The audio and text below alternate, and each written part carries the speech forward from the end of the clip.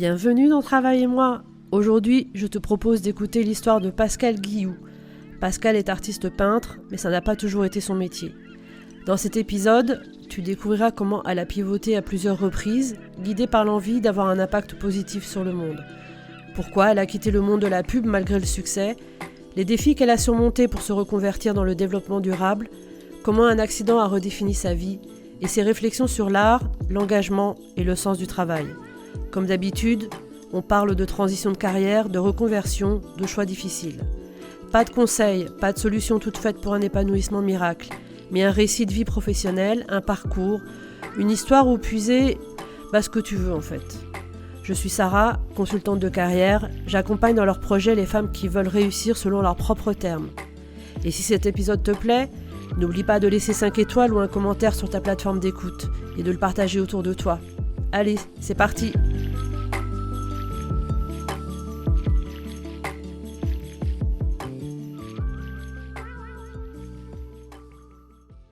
Aujourd'hui, j'ai le plaisir de recevoir à mon micro Pascal Guilloux. Bonjour Pascal.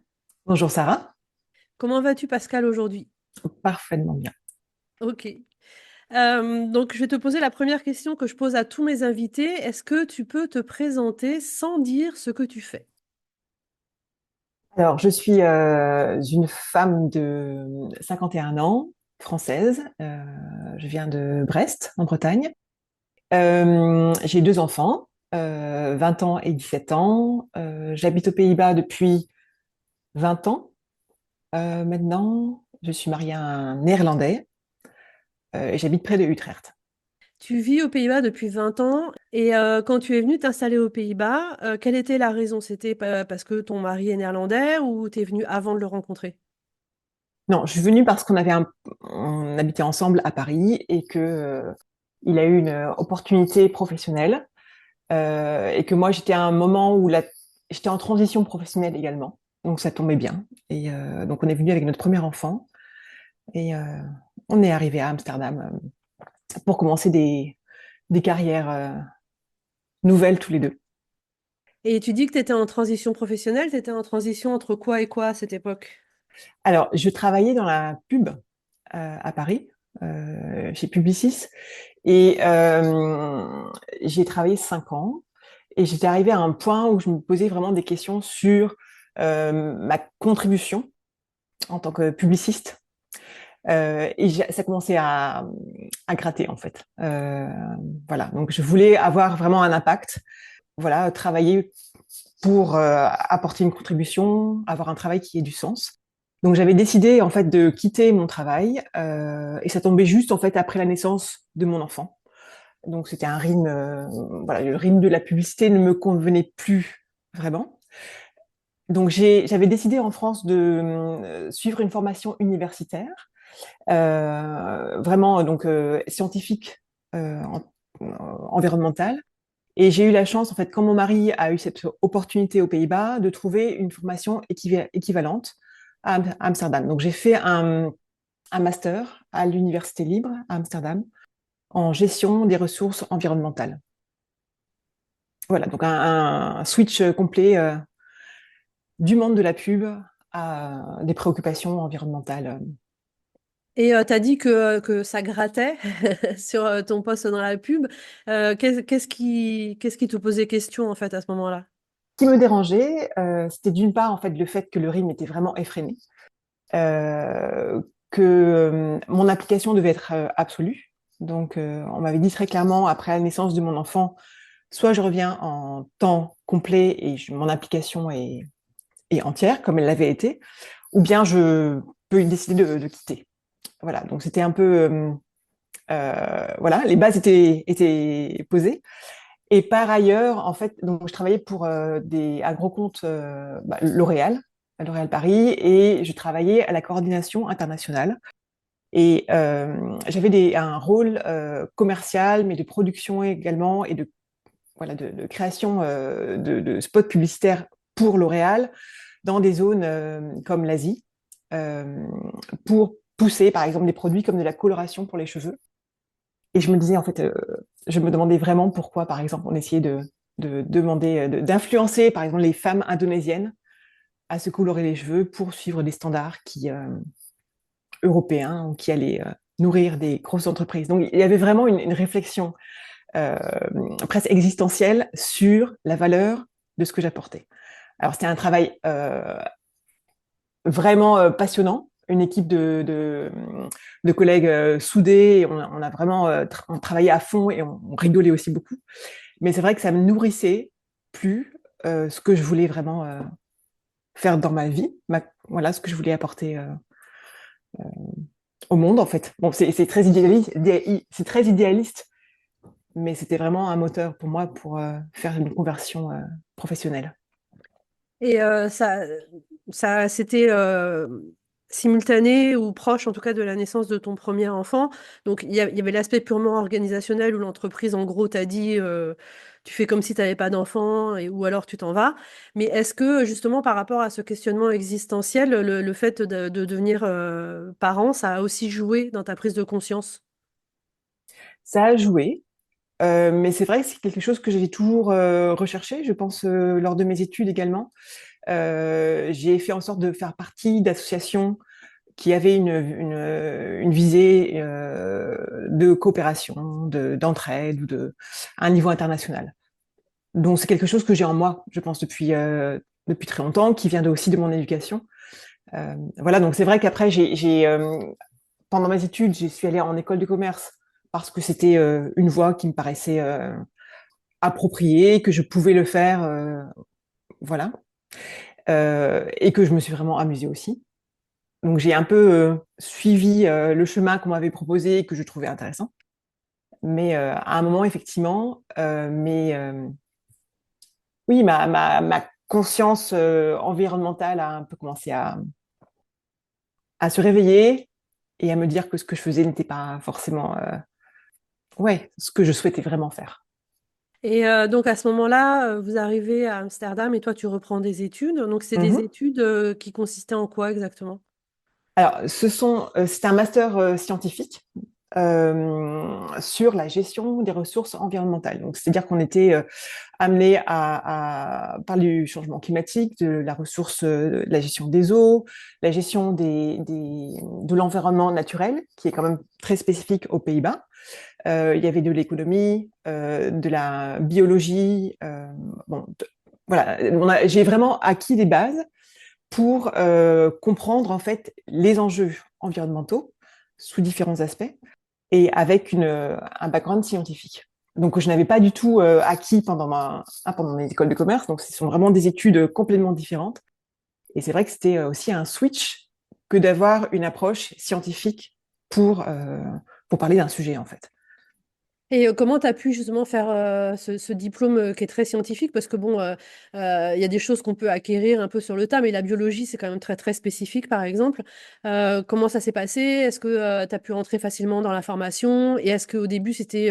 Enfin, voilà, comment c'était pour toi? Est-ce que c'était compliqué, hyper intéressant, hyper motivant? Comment tu te sentais à ce moment-là?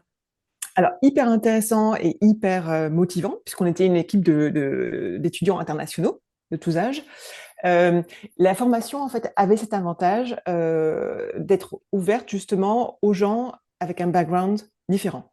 Donc, et justement, c'était un peu un des aspects qui était demandé pour cette formation. Ils voulaient, en fait, faire en sorte que des gens d'environnements différents accèdent à une formation scientifique qui pourrait leur permettre d'avoir un impact dans leur vie professionnelle ensuite, pas seulement donc à un niveau scientifique. Donc c'était effectivement beaucoup de travail parce que lire des revues scientifiques et devoir écrire des rapports à un niveau scientifique, c'est compliqué quand on n'est pas formé à ce type d'études. Donc ça m'a vraiment demandé beaucoup de travail. Voilà, et c'était sur un an, donc c'était gérable. Mais ce qui était bien, c'est que j'ai pu, en fait, pendant cette formation, sur un stage, puisque c'était demandé, et j'ai pu rentrer après ce stage dans un petit cabinet de consulting en environnement. Donc ça m'a permis, en fait, de tout de suite mettre un pied dans le monde du travail. Ouais, c'était ma question suivante, c'était du coup, est-ce que toi, ça t'a permis de déboucher sur une activité? Donc, c'est le cas. Et du coup, ça consistait en quoi exactement cette activité de conseil? Alors, j'ai travaillé pour un petit cabinet de conseil de 20 personnes qui était basé sur Amsterdam et qui travaillait avec des entreprises et les institutions néerlandaises pour mettre à jour des projets dans différents axes. Moi, plus particulièrement, je travaillais sur les chaînes agricoles entre les Pays-Bas et ça peut être des pays qui sont francophones ou des pays asiatiques. Donc, j'ai travaillé sur les chaînes de cacao ou les chaînes d'approvisionnement des épices, donc plutôt en Asie. Et donc, mon rôle était de faire en sorte d'apporter un conseil aux entreprises qui avaient reçu une subvention de l'État néerlandais pour voir de quelle manière, eux, à leur niveau, ils pouvaient changer leur pratique d'approvisionnement tout en me reliant à des partenaires locaux pour voir effectivement ce qui était possible de mettre en place à un niveau vraiment pragmatique. Et ça veut dire que tu as voyagé pour aller rencontrer les partenaires dans les différents pays avec lesquels tu travaillais ou tu faisais à distance? Comment ça se passait? Alors, beaucoup de travail à distance. Voilà, et je me suis déplacée une fois pour aller en Côte d'Ivoire, donc un projet vraiment très intéressant pour Tony Chocolonely, Ivoire et Ghana, pour faire un voyage d'études avec d'autres partenaires pour voir de quelle façon, effectivement, on pouvait engager des producteurs locaux et faire en sorte qu'ils adhèrent en fait à leur, oui, au projet de Tony Chocolonely. Et quand tu as commencé à avoir cette activité, donc finalement, ce qu'on comprend, c'est que c'était très aligné avec tes valeurs. C'était quelque chose que Mm. c'était un sujet auquel tu réfléchissais depuis plusieurs années. Est-ce que tu as eu l'impression que, en quelque sorte, peut-être pas trouver le job de tes rêves, mais tu étais arrivé à un endroit qui était un objectif pour toi? Oui, oui, tout à fait. Et c'était vraiment satisfaisant de savoir que je pouvais contribuer oui, à générer d'autres perspectives au sein du milieu corporate.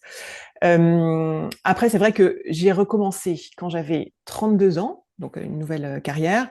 Ce qui est un peu compliqué à gérer, c'est effectivement qu'on arrive dans un domaine qui est vraiment très pointu. Enfin, on s'improvise pas consultant en développement durable. Et il y avait des gens qui étaient sur le terrain depuis 15-20 ans et qui avaient justement une expertise terrain que moi, je n'avais pas. Donc, il fallait un peu gérer cette différente expérience. Donc, c'était un peu voilà, compliqué, mais ça veut dire que ça me demandait beaucoup de travail pour le faire, sachant que je travaillais également 3 jours par semaine, hein, un peu le standard néerlandais pour les femmes. Euh, voilà, mais alors c'est vrai que ça m'a vraiment beaucoup apporté. J'étais vraiment satisfaite de pouvoir être en relation avec des entreprises comme Emma, par exemple, ou Bijenkorf, pour essayer de voir de quelle façon ils pouvaient améliorer leur process. Après, c'est vrai qu'il y avait toujours ce côté idéaliste chez moi qui essaie d'observer mon rôle en me disant, OK, je suis en train de faire en sorte que les producteurs locaux, par exemple, s'adaptent aux besoins des grosses entreprises néerlandaises ou européennes. Donc, il y a toujours un petit côté où je me dis, est-ce que effectivement on le fait pour eux ou est-ce qu'on le fait pour nous? Voilà. Mais après, ce sont des questions qui sont, je pense, qui sont intéressantes de se poser. Voilà, mais après, on peut pas non plus, hein, on peut pas être à complètement idéaliste et se dire que si tout n'est pas pur et parfait, on ne passe pas à l'action. Je pense que le fait de faire des actions et d'avancer dans la prise de conscience est toujours utile. Et ce côté que tu as de toujours t'observer toi-même en train de travailler en te disant finalement quel est le but de ce que je suis en train de faire et quel est l'impact que j'ai, est-ce que c'est quelque chose que tu as toujours eu ou ça s'est développé avec le temps? Alors, ça s'est développé avec le temps. Parce que maintenant, si je regarde en fait à ma trajectoire, j'observe que hein, le fait de faire une école de commerce, d'entrer dans des boîtes, des grosses boîtes corporate, en fait, n'était pas, enfin, c'était un choix dans le sens où je me disais, bah oui, je vais jouer le jeu de la personne qui sort d'école de commerce et que je vais être une businesswoman, je vais essayer de gagner de temps, etc. Donc, on est un peu dans un schéma qu'on apprend en école de commerce. Voilà. Et donc, j'ai suivi un peu ce jeu-là et je me suis rendu compte que c'était pas forcément, ça me nourrissait pas, en fait. Euh, donc voilà, mais c'est pas quelque chose d'immédiat, en fait. J'étais très, très contente de travailler dans la pub. C'était hyper intéressant. Voilà. Mais c'est vrai que peut-être avec l'âge, on observe plus ce qui se passe, on a plus de recul. On observe aussi peut-être les gens qui sont plus âgés, hein, et on voit de quelle façon ils travaillent ou de quelle façon ils vivent. Et on se dit, est-ce que je veux aller dans ce sens-là? C'est-à-dire, est-ce que je veux construire toute une carrière et avoir tel poste à tel niveau et gagner tant? Ouais, je sais pas. Non, ça ne me fascinait plus, en fait. La fascination que j'avais en sortant d'école de commerce avec ses ambitions, cette motivation pour avoir un poste important, voilà, c'était plus aussi fascinant qu'à ma sortie d'école. Mm. Et est-ce que tu t'es fait accompagner à ce moment-là par, je sais pas, un bilan de compétences ou quelqu'un qui t'a guidé ou par toi-même, tu as su exactement ce que tu voulais faire, tu as trouvé la formation, tu t'es inscrite, etc. Alors, j'avais fait cette démarche en France. Ça avait été payé par mon employeur. Voilà. Donc, quand je leur avais expliqué mon souhait de peut-être rester ou quitter l'entreprise, et en fait, donc, j'avais été accompagnée, voilà, et ça m'avait permis effectivement de trouver une formation scientifique en France. Voilà. Et ensuite, donc, j'ai dû faire cette démarche de trouver la même formation, une formation équivalente en arrivant aux Pays-Bas. D'accord. Et aujourd'hui, je sais que tu ne travailles plus dans ce secteur-là, donc le switch d'après, il s'est passé quand et comment? Alors, il s'est passé un peu abruptement, c'est-à-dire que j'ai travaillé 5 ans dans ce cabinet de consulting, et j'ai eu un accident. Je suis tombée sur la tête, mais vraiment typique, quelque chose, un accident de vélo, donc typique, hein, de ce qui se passe aux Pays-Bas. Et j'ai eu un traumatisme crânien qui a duré pendant à peu près 3 ans. Donc pendant cette période, j'ai été aidée pour la réintégration en entreprise, mais j'avais des troubles de concentration, des vertiges, etc. Donc, au bout d'un moment, j'ai dû en fait accepter que je ne pourrais plus refaire ce travail, que je ne serais plus employable dans un contexte un peu normal, puisque j'avais encore besoin, 2 ans après, 3 ans après, j'avais encore besoin vraiment de me reposer, de faire des siestes pour recharger mon cerveau qui était en permanence sollicité. Donc voilà, donc j'ai un peu j'ai un peu fait le deuil de cette carrière que j'avais vraiment désirée, mais bon, je n'avais pas le choix et donc ça a été un peu compliqué, je l'avouais. Donc j'ai été suivie par un coach qui était également payé par mon entreprise à l'heure actuelle, puisque c'est des process qui sont mis en place euh, par les assurances, voilà, hein, par le système néerlandais. Voilà, donc c'était vraiment beaucoup de travail, un peu compliqué, hein, puisque c'était pas un choix, c'était pas vraiment pas un choix de quitter le milieu de l'environnement pour ma part. Et en fait, ce qui a vraiment fait le déclic pour me relancer dans un nouveau trajet, c'est quelqu'un qui m'a posé la question, mais Pascal, si tu pouvais faire tout ce qui était possible, que ferais-tu? Et en fait, sans réfléchir, j'ai répondu, en fait, j'adorerais m'acheter un Mac, donc un computer Mac, euh, et commencer à bidouiller. Et en fait, l'idée que j'avais, c'était que je voulais un peu faire le travail que j'avais vu dans la publicité, c'est-à-dire les créatifs qui sont derrière leur Mac et qui font de la retouche photo, qui font de la vidéo, etc. Parce que j'ai passé énormément de temps, en fait, à regarder également ce qu'ils faisaient, à comprendre comment ça marchait. Et donc, cette réponse était vraiment complètement spontanée. Et elle m'a surprise moi-même. Mais en fait, du coup, je me suis dit, ben, pourquoi pas? Donc c'est comme ça en fait que j'ai enchaîné ma troisième carrière. Je me suis acheté un Mac et j'ai fait des petites formations, alors des formations courtes parce que je n'étais pas forcément à même de vraiment faire des formations longues étant donné mon niveau de santé. Donc entre-temps j'avais déménagé sur Utrecht, donc j'ai trouvé 2 formations d'1 an à Utrecht, un en graphic design et l'autre en illustration. Voilà, donc j'ai vraiment appris les bases comme ça. Et petit à petit, j'ai commencé à travailler, voilà, parce que j'avais répondu à une offre sur Internet pour faire une illustration. Et puis, ça m'a donné confiance, mais c'était un trajet assez laborieux, dans le sens où j'étais hyper contente de faire ce que j'avais à faire, mais c'était vraiment sans filet. C'est-à-dire que j'avais tout à découvrir, tout à apprendre, aucun client. Donc, voilà. un nouveau début. Et cette activité créative, pardon, c'est quelque chose que tu avais eu dans ta jeunesse, pendant tes études, ou d'un seul coup, tu t'es dit, j'ai envie d'avoir une activité créative? Alors, j'aimais beaucoup dessiner quand j'étais jeune. J'ai pris des cours de dessin, de peinture. J'aurais voulu faire un bac créatif, mais voilà, on m'avait conseillé de le faire, de ne pas le faire, puisque j'avais des capacités pour suivre une autre voie. Donc voilà, et puis comme j'étais disciplinée et que je me disais bah, pourquoi pas, que j'avais pas forcément d'idée concrète non plus de ce que je pouvais faire avec un bac culturel et créatif, je me suis dit ok, pourquoi pas, je suis la voie corporate. Donc, et je pense que oui, je le regrettais un peu, mais c'est pas quelque chose qui m'a vraiment bougé ou tracassé pendant toutes ces années. Donc, c'est vraiment quelque chose qui est revenu euh, tout à coup, en fait, parce que j'étais vraiment dans une position de me dire, il faut, pour que je puisse recommencer à faire avoir une activité, il faut que je trouve quelque chose qui ait du sens et qui me donne de l'énergie.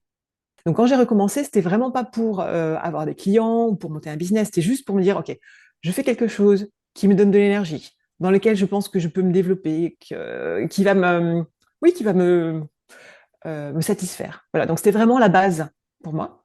Et effectivement, comme ça me plaisait, comme je sentais que j'avais pas du talent, mais que j'avais une capacité à développer ma créativité, donc forcément, ça m'a passionnée pour suivre ces formations. Et ouais, je me suis vraiment beaucoup investie dans ces formations d'un an. J'ai envie de rebondir sur ce que tu viens de dire, ce que tu as dit. J'avais pas un talent, comme si c'était un peu trop de dire j'ai du talent, mais en fait, tu as quand même construit ton activité sur ta capacité à créer et à illustrer, etc. Donc, pourquoi est-ce que tu peux pas, pourquoi est-ce que tu dis pas j'avais un talent pour ça et je me suis éclatée à réaliser mon talent? Ah, bonne question. Mais je pense que c'est le syndrome de l'imposteur, si tu veux, qui revient. C'est-à-dire que je l'avais eu pendant ma première transition, hein, quand je travaillais en tant que consultante. Et en fait, le fait de recommencer euh, à nouveau, bah, ce syndrome, il est venu parce qu'effectivement, quand il faut commencer à travailler pour des projets, pour des clients, il y a un problème de légitimité. C'est-à-dire que, si tu veux, la créativité, je pense que je l'ai. En travaillant chez Publicis, j'avais appris énormément de choses aussi au niveau créatif, au niveau visuel. Donc, ce bagage, je l'avais. En revanche, si tu veux, au niveau technique, au niveau du dessin technique, au niveau de la connaissance des logiciels, qui est quand même très importante, j'avais beaucoup, beaucoup à apprendre. Donc voilà, mais encore maintenant, je suis pas au niveau, par exemple, dessin réaliste, je suis pas très bonne, et ça va en fait. Maintenant, je suis arrivée à un point où je me dis, c'est pas grave, j'ai pas besoin d'avoir ce bagage obligatoire pour développer ma créativité et pour faire quelque chose qui me plaît. Et quel type de projet tu faisais à cette époque-là? Tu travaillais plutôt pour des projets, pour des entreprises. Et qu'est-ce que tu proposais comme service? Alors, j'ai commencé par faire des logos, voilà, des petits projets comme ça, en fait, pour des contacts que j'avais. euh, voilà, qui m'ont donné leur confiance et qui m'ont permis de commencer aussi à me faire des armes et à prendre confiance au fur et à mesure. Donc, au fur et à mesure, j'ai pu commencer à travailler pour des agences de publicité aux Pays-Bas. Et donc, je me sentais absolument à l'aise parce que je connaissais très, très bien la relation client. Donc là, j'ai senti à quel point c'était mon expérience chez Publicis m'aidait énormément. Et puis, alors, à un moment, j'ai décidé d'arrêter avec le graphic design parce que j'avais vraiment envie de développer une activité plus créatrice, plus créative. Donc, j'ai coupé mon activité de graphic design et j'ai en fait décidé de me consacrer uniquement à l'illustration. Voilà. Et en fait, les clients que j'avais auparavant, c'est des petits clients, donc pas forcément des projets récurrents, m'ont quand même permis parfois de faire de l'illustration. Et au fur et à mesure, j'ai pu avoir des clients de plus en plus importants, y compris des boîtes de publicité qui m'ont contacté, par exemple de Londres, depuis Londres ou depuis les États-Unis, donc pour travailler sur des projets de plus en plus gros. Et donc j'ai eu vraiment des très très beaux budgets. Euh, voilà, dans lequel j'étais absolument à l'aise, puisque c'est vrai que la relation client pour moi était vraiment tout à fait dans mes cordes et que je pouvais vraiment anticiper ce qu'ils voulaient. Euh, voilà. Et après, donc, ce qui s'est passé, c'est qu'avec Corona, eh ben, c'est vrai que tous les budgets de communication et marketing ont été réduits et donc mes clients se sont un peu envolés. Donc, c'était un peu difficile pour moi. Et du coup, qu'est-ce que tu as mis en place à partir du moment où ces projets se sont arrêtés? Alors, pendant la période de tranquillité professionnelle, qui n'était pas voulu, mais alors c'est vrai que je me suis un peu repliée dans ma bulle à la maison aussi, puisque j'avais deux enfants, deux ados à gérer ou en tout cas à soutenir dans cette période qui était très très compliquée pour eux. Donc c'est vrai que j'ai mis mon activité professionnelle un peu en recul et c'était pas vraiment grave. Voilà. En revanche, je me suis dit, puisque j'ai plus de clients et que j'ai plus de revenus, puisque personne ne m'attend, en fait, je vais essayer de travailler pour moi-même, en fait. Donc, je vais vraiment aller dans le dessin artistique, c'est-à-dire des projets non sollicités, mais qui me tiennent à cœur. Donc, essayer de voir ce que j'ai à l'intérieur quand personne, en fait, ne me demande de travailler sur un projet particulier. Et donc, j'avais un studio, de toute manière, depuis quelques temps, donc j'ai pu garder pendant la période de Corona. Et voilà. Et donc, j'ai commencé à expérimenter beaucoup sur du dessin. Donc, je reprenais un peu le style que j'avais développé pour des clients, c'est-à-dire beaucoup de dessins à la ligne, noir et blanc, assez minimaliste, assez graphique.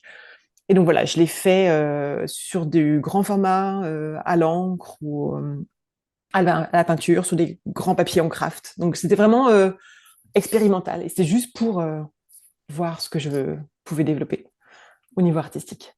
Et qu'est-ce que ça t'a apporté justement de pouvoir comme ça créer en toute liberté? Alors, il y a un côté très grisant, voilà, de pouvoir s'autoriser à faire uniquement ce qu'on veut, voilà. C'était un vrai luxe. Également parce que mon partenaire continuait à pouvoir contribuer financièrement, hein, donc j'ai pu aussi me dire que j'avais droit à cette petite pause en termes de revenus financiers.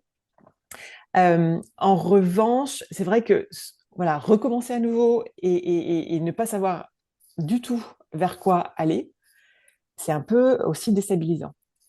Puis avoir un statut de freelance, voilà, donc j'ai vraiment, je me suis vraiment amusée, je me suis autorisée à, à essayer beaucoup de choses, sans savoir ce que ça allait produire, sans savoir si j'allais pouvoir vendre. Donc j'ai effectivement créé un compte Instagram euh, que j'avais déjà depuis longtemps, hein, depuis sur mon activité professionnelle, où j'ai commencé à montrer ce que je faisais. Voilà, donc c'était un pas assez important. J'ai un peu l'impression de me mettre à nu et de me dire voilà, c'est un petit peu ma tambouille personnelle. Et, euh, et voilà, ça s'est développé comme ça en fait. Et quand tu dis que ça s'est développé, ça veut dire que du coup, tu as réussi à vendre. Alors j'ai réussi à vendre, oui. Je me suis associée avec d'autres artistes pour par exemple faire des expositions, pour louer des salles, pour inviter des gens. Donc c'était des projets vraiment autonomes. Donc ils m'ont permis de vendre un peu. Voilà, donc c'était pas forcément florissant. Voilà, et puis à un moment, effectivement, comme il n'y avait pas ce revenu financier, c'était un peu compliqué pour moi de savoir si je devais continuer à une carrière artistique ou si je devais justement reprendre une carrière plus tracée, avec des revenus qui seraient plus réguliers. Et donc ça m'a amené un peu à avoir une crise une crise il y a un an et demi à peu près, et me demander, ok, qu'est-ce que je fais? Je continue ou j'arrête?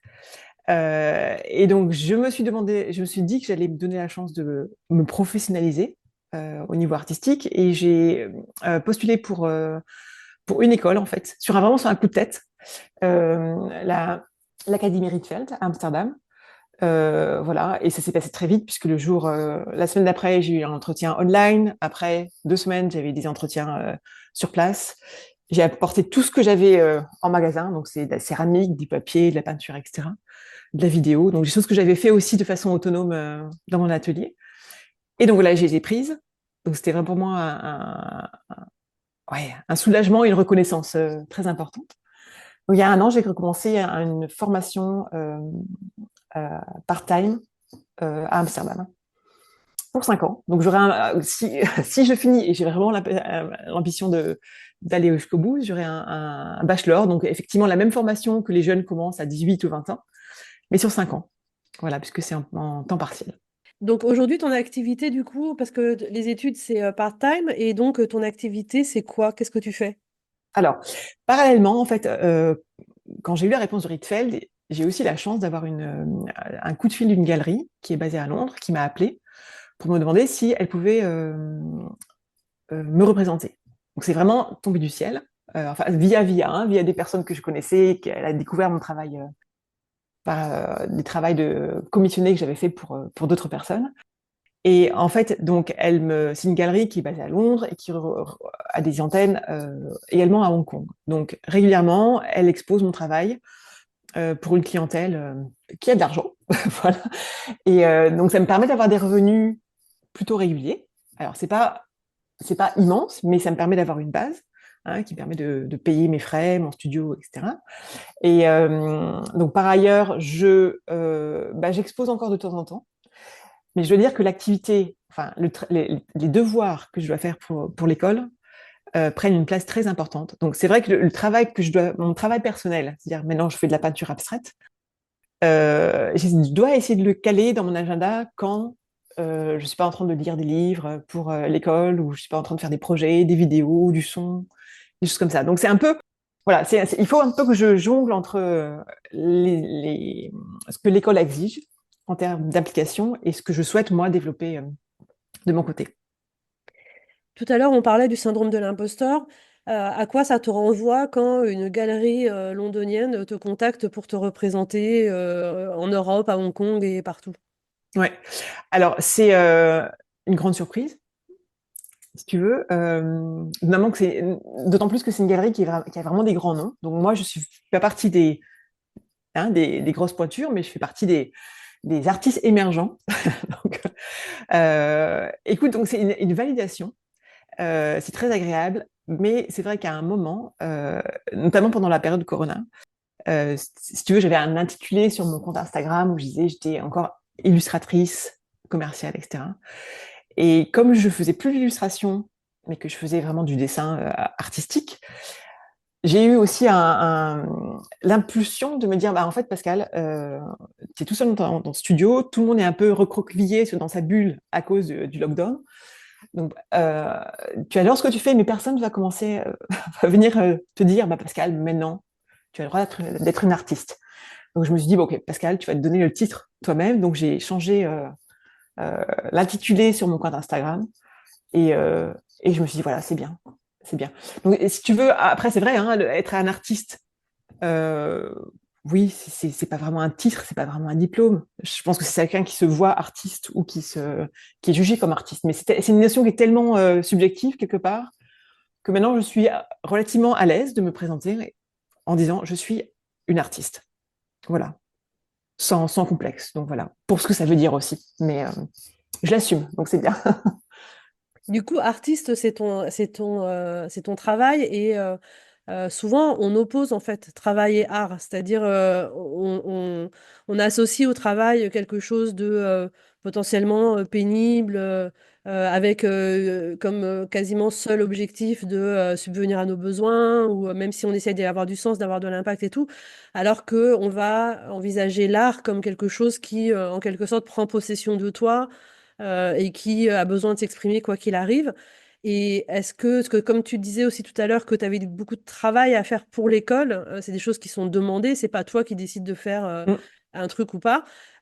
Du coup, en quoi, puisque tu as eu les deux expériences en entreprise et en tant qu'artiste, en quoi est-ce que ce que tu fais comme artiste, c'est aussi du travail ou pas d'ailleurs? Comment tu vois ça? Alors, je suis très consciente que mon activité professionnelle, et j'y tiens vraiment, doit me permettre de gagner un salaire. Donc pour moi, le fait que l'art ne doit pas être commercial, pour moi, c'est pas un débat. L'art doit servir, doit faire plaisir aux gens. Donc le fait de vendre des tableaux, pour moi, c'est vraiment un passage essentiel aussi qui valide le fait que je suis une artiste et que je ne suis pas dans mon coin à faire des petits gribouillis ou qui me plaisent. J'ai cette exigence-là. Voilà, après, si tu veux, il y a toujours effectivement une espèce d'opposition entre l'artiste qui va juste créer parce que ça vient de son âme et qu'il doit produire quelque chose, sinon il n'est rien dans le monde. Donc j'ai ça quelque part. Et en même temps, je veux gagner de l'argent. Et la raison pour laquelle je suis à Rietveld également, c'est que je veux faire en sorte que mon art ne soit pas simplement euh, quelque chose de beau, mais je veux que mon art ait quelque chose qui ait du sens.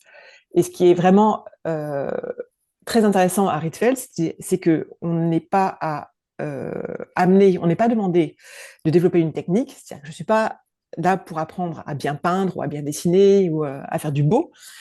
Mais ce parcours de 5 ans doit nous permettre de vraiment définir quelle voie on veut avoir en tant qu'artiste.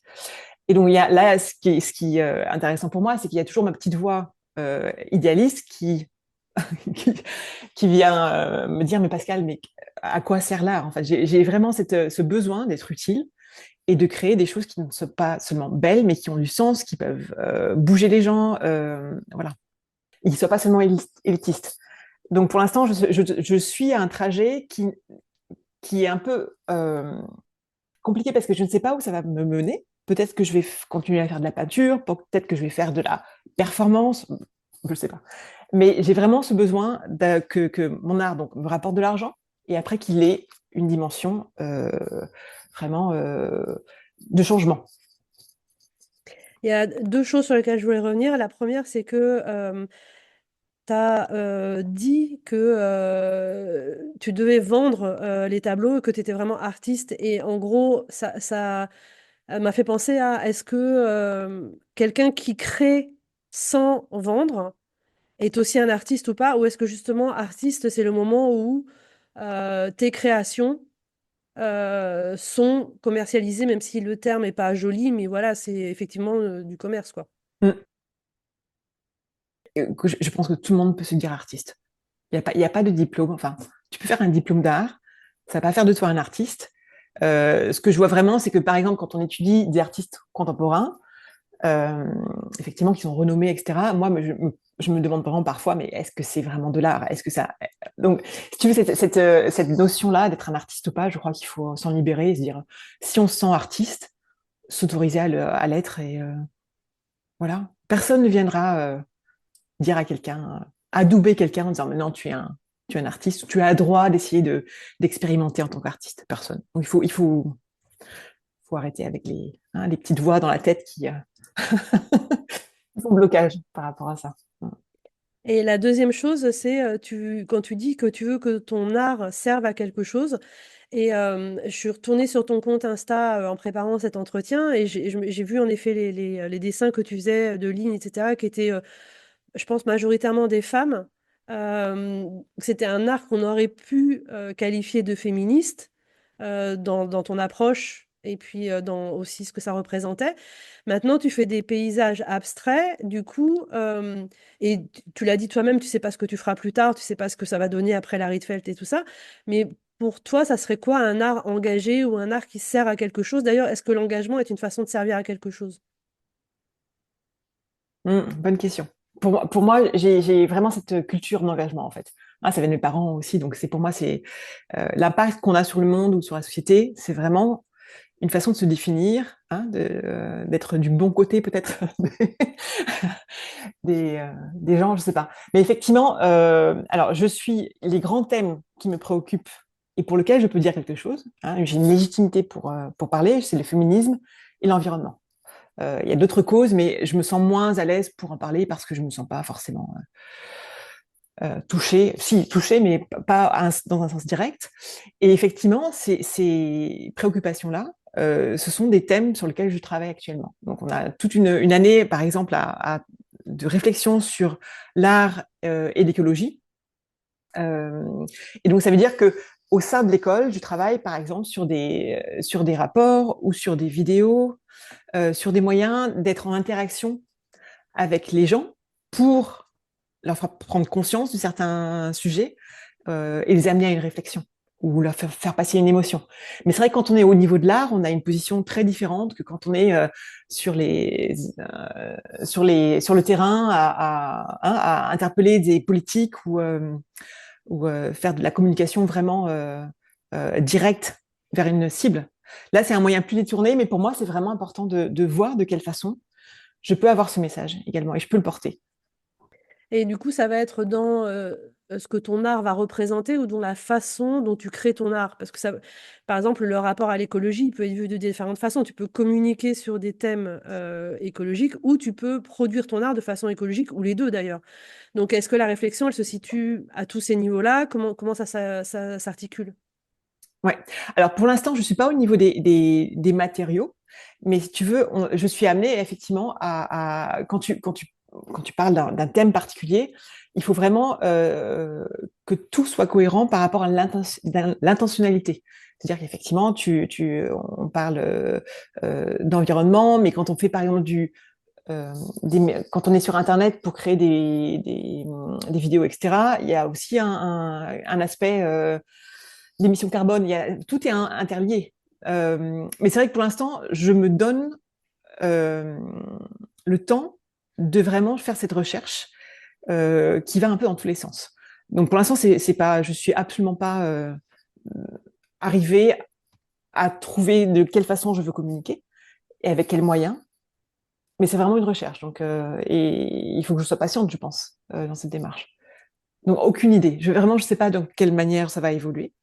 Et ce qui est vraiment une chance aussi de pouvoir se dire, ben, voilà, je recommence à nouveau dans ma recherche et je m'autorise par exemple à ne plus faire de peinture si c'est vraiment euh, quelque chose qui ne me convient plus à un moment ou qui ne me permet pas d'exprimer ce que je veux exprimer.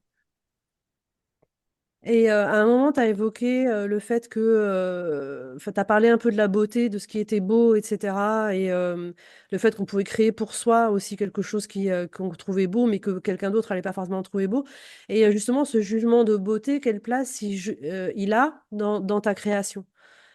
Comment tu abordes ça finalement, en tant qu'artiste?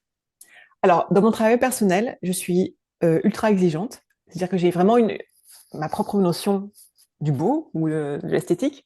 Et donc, je sais tout de suite, ouais, je sais en tout cas ce qui, pour moi, est beau ou pas. Et donc, je fais en sorte que ça corresponde vraiment à une exigence très pointue. Voilà, pour mon travail à l'école, tout est permis. Voilà, et c'est vraiment de l'expérimentation. Et c'est plus la démarche et l'approche qu'on a par rapport à un sujet qui est importante que le résultat final. Donc, c'est vraiment deux approches complètement différentes et qui se nourrissent en fait. Voilà, et c'est pour ça aussi que je montre pas le travail que je fais pour Rietveld, parce que c'est un peu, alors, d'un un œil extérieur pourrait dire que c'est un peu tout et n'importe quoi. Donc et je comprends, hein, je comprends. C'est vraiment de l'expérimentation pure et voilà. Et ça doit être fait de cette façon. Donc le beau n'a pas vraiment de place dans cette démarche-là. Mais ouais, c'est le process qui compte en fait, Exactement. plus que le Ouais, résultat final finalement. ouais. Et est-ce que dans tes expériences antérieures, donc avant d'être artiste, est-ce que le beau a joué un rôle dans la façon dont tu travaillais? J'explique un peu cette question, c'est que dans n'importe quelle tâche, on peut porter un jugement de beauté sur ce qu'on fait. Ça peut être un processus qui est fluide, ça peut être, un résultat qui, nous semble complet, correspond exactement à ce qu'on voulait faire et cetera et c'est d'une certaine façon, c'est aussi un jugement de beauté. C'est en fait, on a réussi quelque chose qui correspond à ce qu'on voulait obtenir finalement et donc est-ce que dans tes expériences, professionnelles avant d'être artiste, tu portais aussi ce regard-là ou c'était pas une question? Si, absolument. C'est vraiment quelque chose qui était très très important, par exemple, en travaillant pour la pub, et pour des budgets comme L'Oréal, où par exemple la retouche photo, elle peut durer des semaines. Et on va se focaliser sur un petit port qui n'est pas comme il faut, ou la couleur. Bon. Donc ça, c'est vraiment une exigence absolue dans ce milieu-là. Et ensuite, quand j'ai travaillé dans l'environnement, je, je, j'écrivais des rapports pour les entreprises et j'avais toujours le souci de faire en sorte que ces rapports soient beaux, dans le sens où ils soient lus. C'est-à-dire, je considère qu'effectivement, quelque chose a un papier n'a pas d'importance s'il n'est pas lu. Donc, j'avais vraiment le souci de faire en sorte que ce soit visuellement attrayant et je faisais beaucoup d'infographiques, sans le savoir d'ailleurs, pour faire en sorte que le message passe de façon facile. Donc c'est vraiment un souci, hein, quelque chose que j'ai hérité, je pense, de la pub et qui m'a vraiment servi en fait. C'était vraiment une très très bonne école dans ce sens-là. Tout à l'heure, tu as parlé de l'engagement et tu as dit c'est probablement quelque chose qui vient de mes parents. Euh, Est-ce que tu peux nous en dire un peu plus? Est-ce que l'engagement, c'était quelque chose qui était dans ta famille depuis longtemps?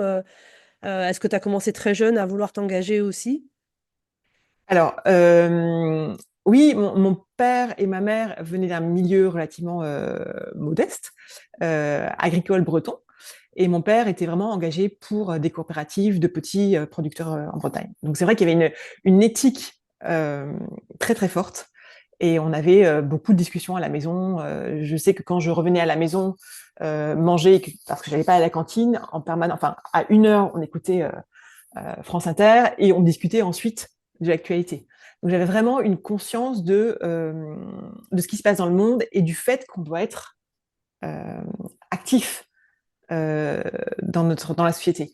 Voilà. Et donc, j'ai été amenée à m'engager pour différentes causes. Mais alors, encore une fois, je pense que je suis plus quelqu'un qui suis introverti. Donc, je vais pas aller sur brandir des drapeaux ou voilà. Je serai jamais porte-tête d'un mouvement. En revanche, je soutiens encore maintenant des causes que je trouve importantes.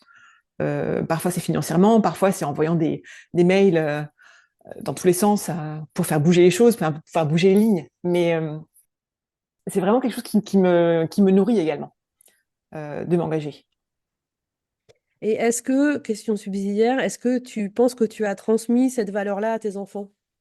Oh là là, très bonne question. Alors, je pense que au niveau du féminisme, je me suis rendu compte que j'étais peut-être un peu trop radicale. On n'est jamais trop radical en tant que féministe, Pascal.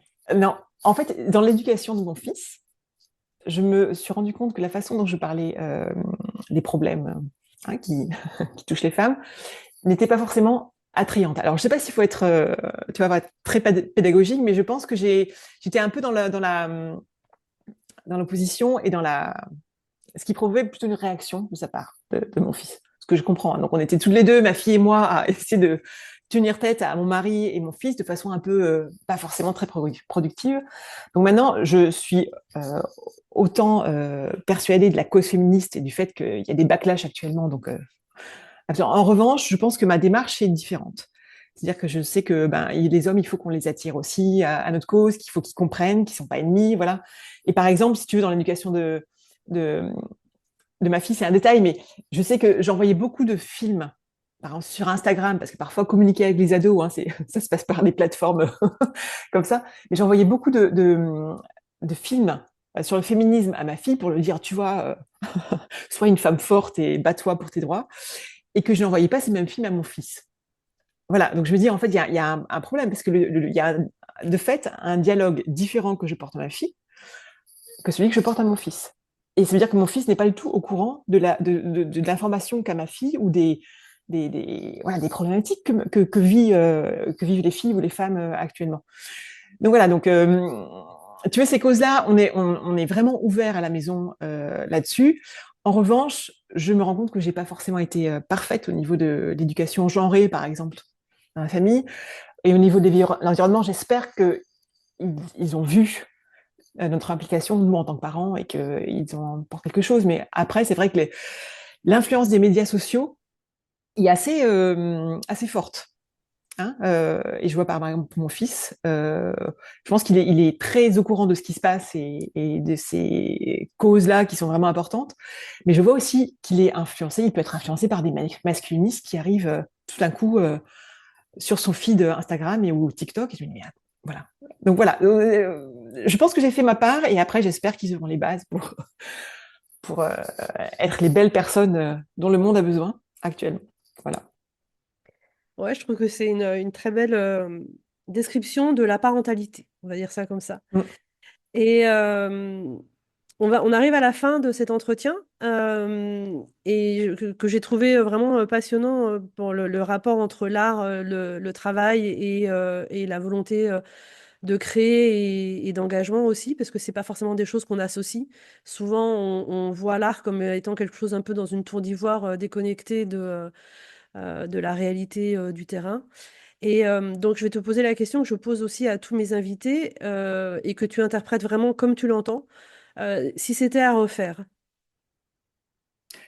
Ouais. Alors, j'ai toujours ce regret de ne pas avoir commencé plus tôt l'art. Euh, voilà. Mais je sais pas en fait. Je sais pas si ça sert à grand-chose d'avoir ce regret-là. Je pense que j'ai suivi une autre trajectoire parce que ça me correspondait aussi. Et je pense que j'ai été formatée par d'autres expériences qui m'ont amené là où je suis aujourd'hui et à me dire, voilà, j'ai 51 ans et j'ai peut-être, je sais pas, 10 ans, 20 ans pour expérimenter plein de choses sans filtre, en fait. Et ça, je pense que c'est quelque chose qu'on n'a pas quand on est jeune artiste ou quand on est lancé comme ça dans le monde de l'art quand on est jeune. Euh, donc, je me donne vraiment cette liberté de me dire, voilà, tout est possible, voilà, au niveau de l'expérimentation. Et j'ai aussi cette conscience de mon art a une valeur. Donc, les tableaux que je produis, ils ont un prix. Et j'ai aucun complexe à dire, effectivement, mes tableaux valent ce que vaut un tableau dans une galerie. Donc, voilà. Donc, je sais pas, en fait. Je suis vraiment à l'aise avec mon parcours, qui n'a pas été linéaire et qui a été parfois compliqué, mais je suis vraiment hyper à l'aise et fière, en fait, de me dire, voilà, bah, en fait, j'arrive à me dire que je suis bien à ma place actuellement, sans, sans trop écouter le petit syndrome de l'imposteur. Donc, non, c'est bien. Je suis contente. Super. Merci beaucoup, Pascal, pour ton temps et pour cet entretien. Merci, Sarah. Et j'espère à bientôt, du coup. À très bientôt. Voilà, j'espère que cet épisode t'a plu. Laisse-moi un commentaire, envoie-moi un email, dis-moi ce que t'en penses. Et à bientôt!